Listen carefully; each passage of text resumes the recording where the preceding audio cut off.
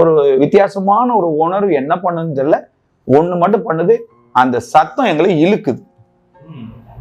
அப்போ நான் எங்க அம்மா எல்லாம் சேர்ந்து என்னன்னு பார்த்துட்டே இருக்கும்போது எங்களை அறியாமையே நாங்க அந்த பின்பக்கம் போய் அந்த துணி துவைக்கிற கல்லு மேல ஏறி காம்பவுண்ட் செவர் வந்து ரொம்ப பெருசு இல்லை, ஒரு மனுஷன் எகிரி அந்த பக்கம் குதிக்கலாம்.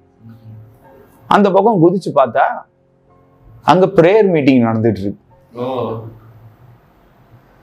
பிரேயர் மீட்டிங் நடந்துட்டு இருக்குன்னு நாங்க பார்த்துட்டு இருக்கும் போதே எங்களுக்குள்ள அலக்களிப்பு. எல்லாருக்குள்ளேயுமா? நாங்க எத்தனை பேர் அங்க போனோமோ அத்தனை பேருக்குமே, எல்லாருக்கும் சொல்ல முடியாது, ஒரு சிலருக்கு அலக்களிப்பு. அதுல எனக்குமே அலக்களிப்பு. என்ன அலக்களிப்புன்னா, எனக்கு தெரியாம நான் அப்படியே சுத்துறேன், தொப்புன்னு கீழே விழுறேன்.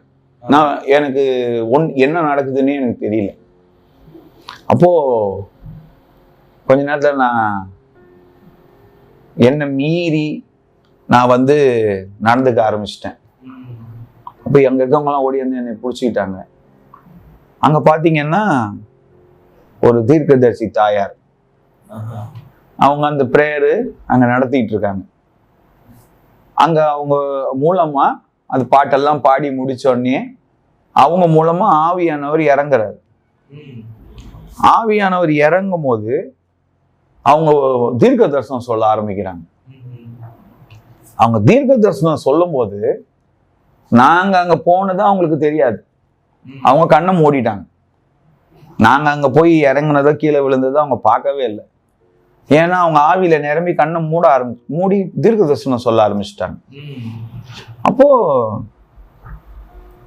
அப்படியே எனக்கு என்ன நடக்குது, இப்ப நான் எனக்கு என்ன பிரச்சனை, நான் என்ன கஷ்டப்பட்டுட்டு இருக்கேன், எங்க பாட்டி வீட்டுல என்ன பிரச்சனை நடந்துட்டு இருக்கு, அது என்னமோ அவங்க பக்கத்திலே நின்று பார்த்த மாதிரி சொல்லிட்டு இருக்காங்க. அப்படியே போயிட்டே இருக்கு. நாங்க இந்த ஆடிட்டு அலக்கழிச்சுட்டு நான் இதெல்லாம் கவனிக்கிறேன்.